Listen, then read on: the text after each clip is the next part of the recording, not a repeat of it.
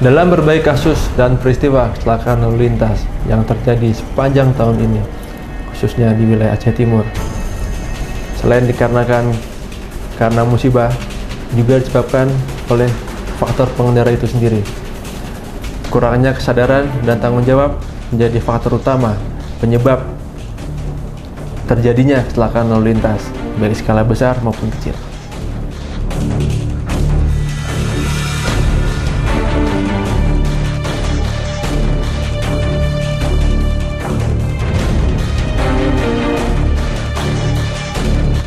Peristiwa tabrakan antara bus Putra Pelangi dengan truk pengangkut udang yang terjadi di wilayah Aceh Timur baru-baru ini adalah salah satu gambaran kecelakaan paling tragis di Aceh sepanjang tahun 2013. Hal ini disebabkan oleh faktor dari sopir yang ugal-ugalan di jalanan dan egoisme dari masing-masing sopir yang tidak mau mengalah. Peristiwa tersebut memakan korban 5 meninggal dunia, 7 luka berat, dan belasan lainnya luka ringan.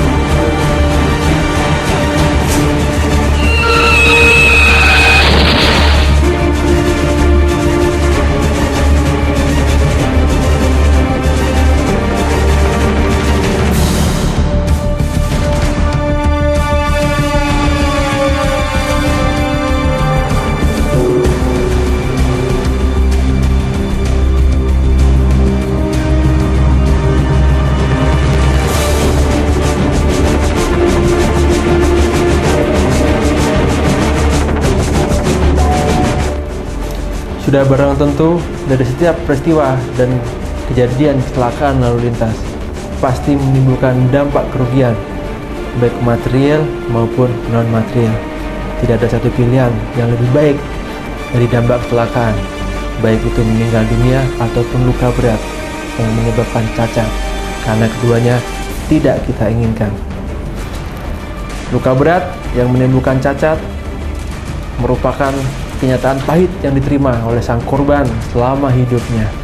Dan bagi keluarga yang berperekonomian rendah, hal ini tentunya sangat menjadi beban hidup bagi keluarga tersebut.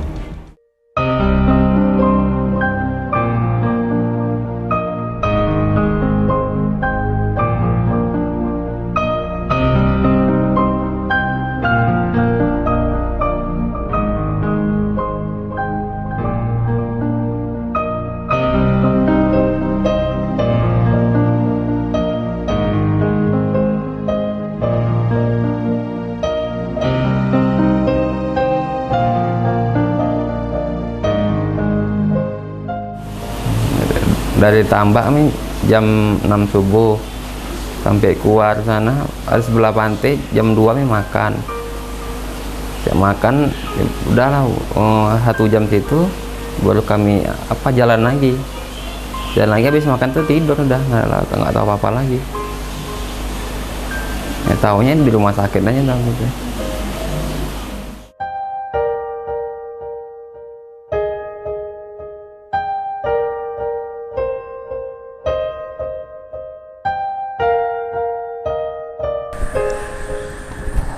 Karena kakak ibu Nana udah berumah tangga ya kan, dialah harapan ibu.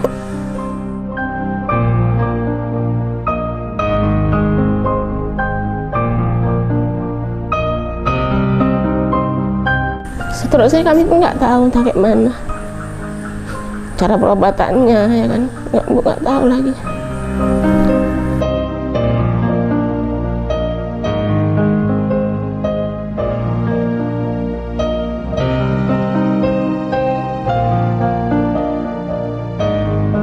Makanya sampai sekarang pun ibu makan kalau terasa pedih kali, barulah makan sampai sekarang.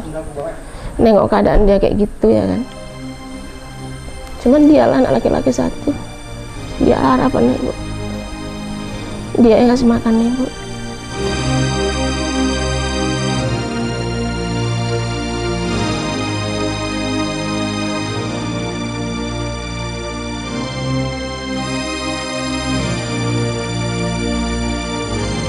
Cacat lah anak ibu, pasti nggak bisa jalan lah ya. Gitu aja ibu takut. Apalagi nengok kawan-kawannya itu kan sehat gitu, nengok dia tergeletak gitu, rasanya hatinya hancur kali.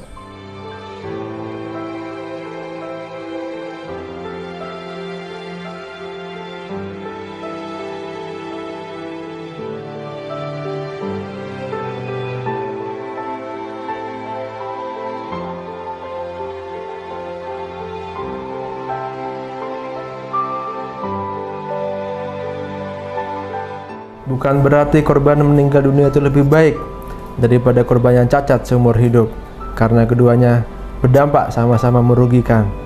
Selain meninggalkan jejak kesedihan, bagi keluarga yang ditinggalkan akan muncul masalah-masalah baru.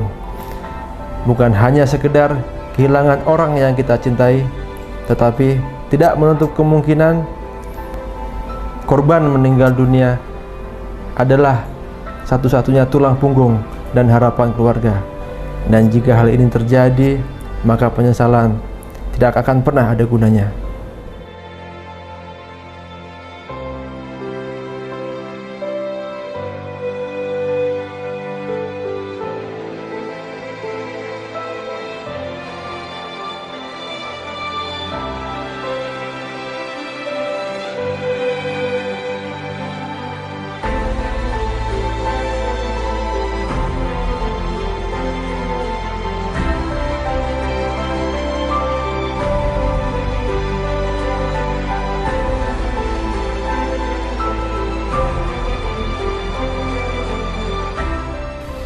Ya pertama ya dia itu ngajak saya pergi gitu kan, ngajak saya pergi, kita pergi aja ya Mbak katanya gitu kan.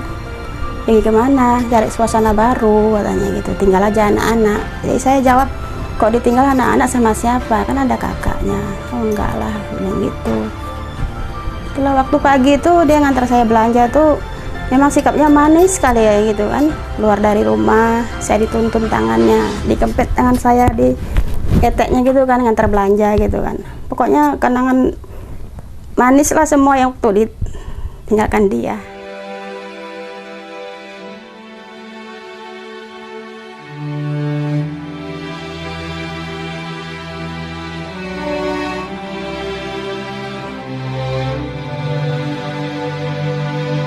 Ya rasa sedih banyak lah istilahnya.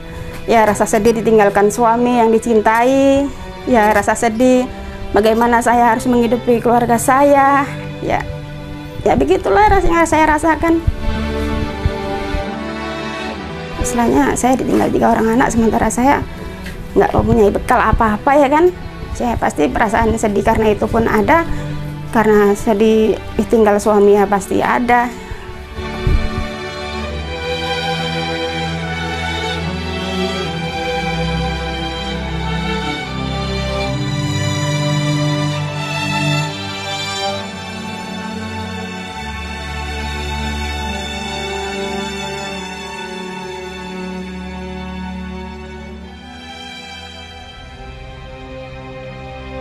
Kesedihan saya yang paling banyak melihat keadaan Bapak. Kelihatan Bapak yang tubuhnya setengah hancur istilahnya kan. Itu yang saya rasakan kesedihan yang pertama kali. Saya merasa nggak tega, merasa nggak tahu lah saya nyebutkannya gimana. Itu aja yang saya rasakan.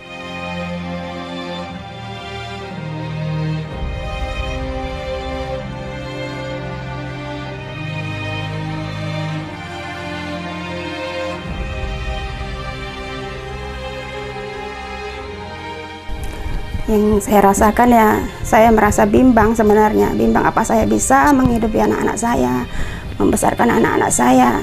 Ya kebimbangan itu masih saya rasakan sampai saat ini. Tapi saya berusaha dengan jualan kecil-kecilan. Terus ya sebisa saya lah.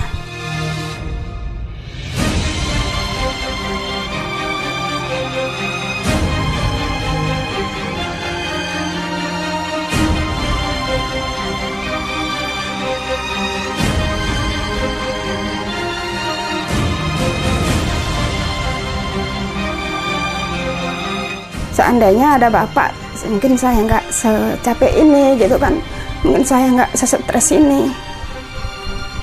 Ya pasti ada lah pikiran seperti itu. Bahkan setiap kali saya mau tidur, pasti teringat ke situ. Setiap saat badan saya capek, saya terpikir ke situ. Kalau seandainya ada Bapak, saya nggak mungkin seperti ini banting tuh.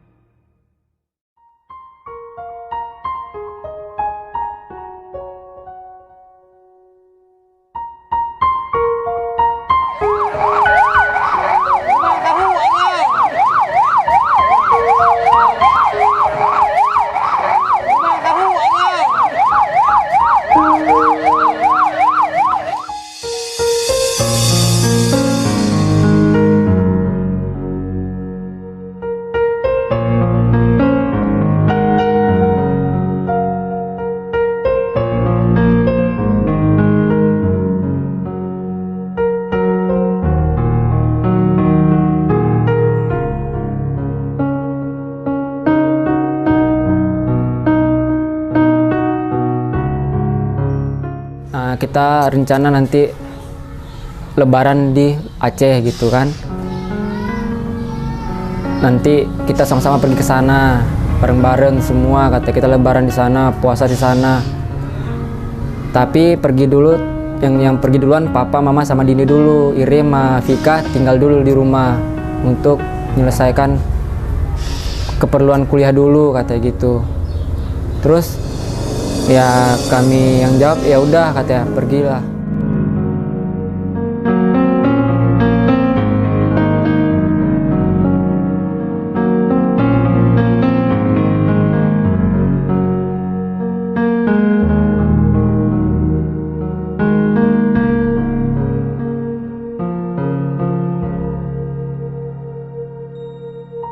Ya sedih lah, susah dapet adiknya. Lama juga dapetin adik itu sampai dia prematur gitu.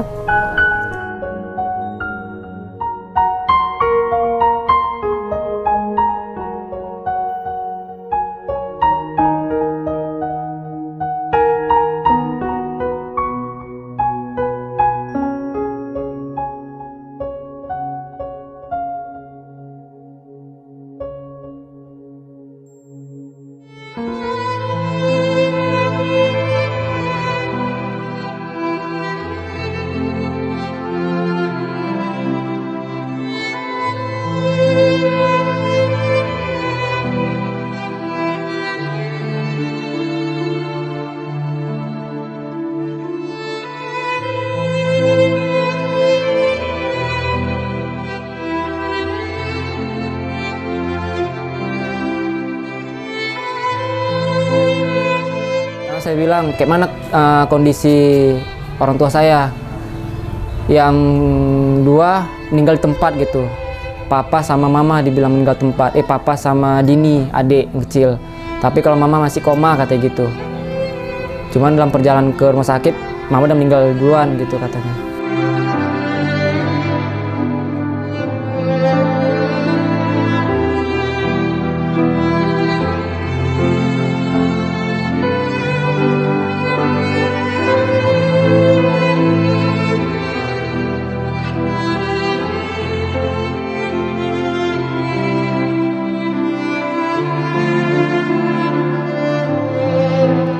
Ya gak yakin lah kayak gitu, masa masih kecil gini gak ada orang tua.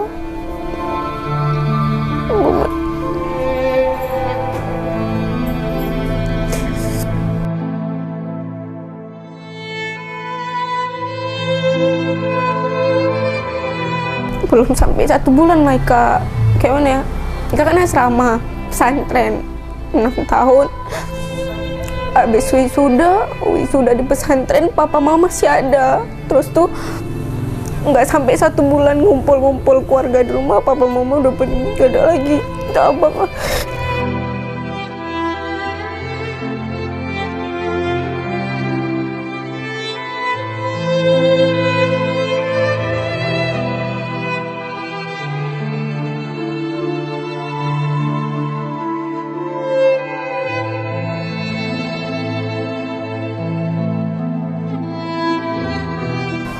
Kalau buah adik tuh nggak ada lagi ya sangat sedih ya Pak ya.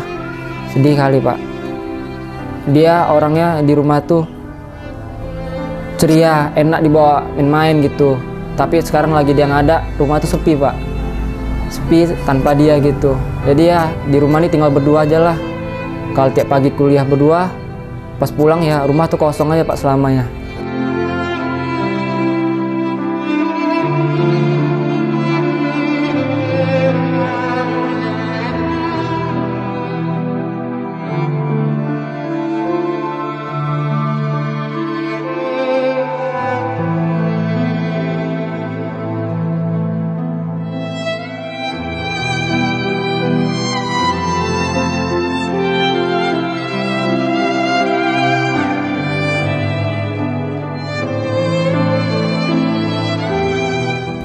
Ya belum sampai lah kan, tengok kawan-kawan masih ada orang tuanya.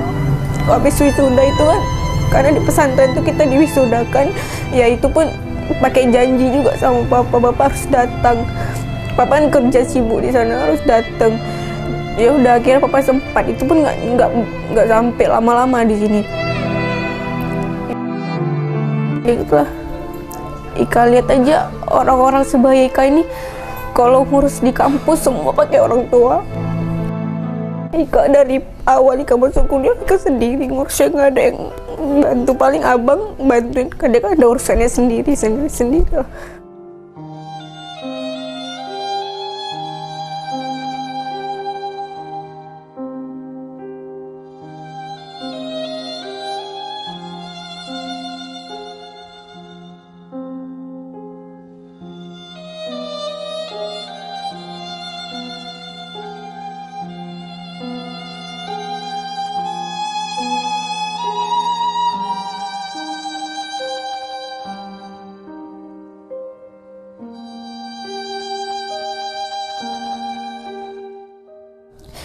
Ya perasaannya sedih lah, karena kan papa sama mama itu udah buat janji, katanya tuh jangan ikut dulu ke sana, nanti dekat-dekat lebaran tuh pasti akan dijemput untuk lebaran di sana di Aceh.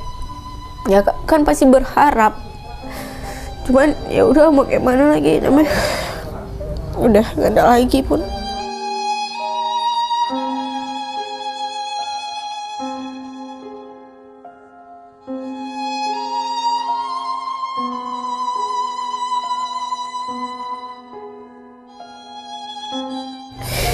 Ya kadang-kadang lihat teman-teman juga lah, teman-teman kan istilah tamat-tamat SMA gini kan masih butuh orang tua kayak gitu, masih ada perempuan juga masih butuh orang tua, anak perempuan kan ke depannya masih panjang, orang tua nggak ada.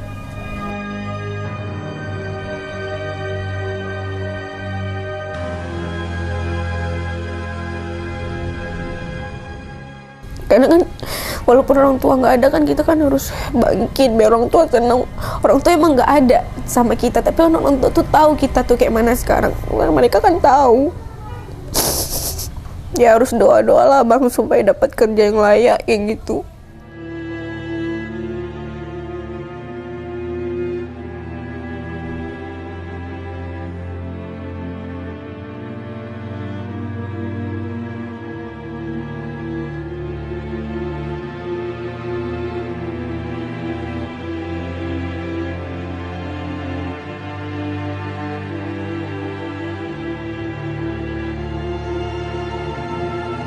Melihat dampak dari jejak peristiwa kecelakaan yang sudah terjadi, seharusnya membuka mata kita bahwa perilaku dan etika yang baik di jalan raya akan menentukan nasib kita di jalanan. Sikap egoisme karena merasa besar di jalanan harus kita buang jauh-jauh. Sikap kesadaran dan saling menghormati antar sesama pengguna jalan harus kita bangun dari dalam diri kita sebagai pengguna jalan. Dengan harapan ke depan, angka kecelakaan lalu lintas dapat kita tekan semaksimal mungkin.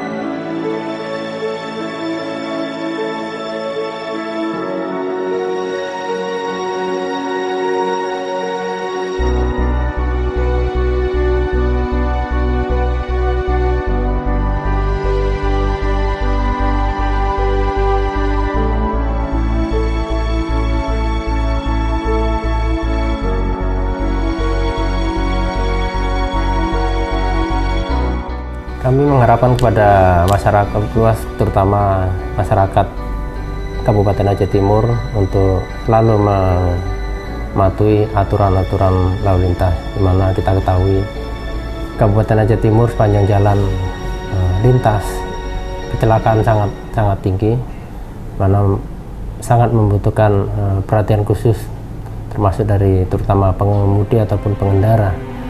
Kami harapkan kepada pengemudi, terutama angkutan umum, di tangan mereka lah masyarakat luas ini nyawa digantungkan kepada para pengemudi. Kepada masyarakat, khususnya adik-adik pelajar, ikuti aturan rambu-rambu lalu lintas. Kemudian pengendara sepeda motor, ikuti aturan-aturan terutama helm, lampu-lampu, spion, dan ikuti peraturan berlalu lintas yang sopan dan santun. Mana kita ketahui banyak kecelakaan kalangan pelajar yang ada di wilayah Kabupaten Aceh Timur.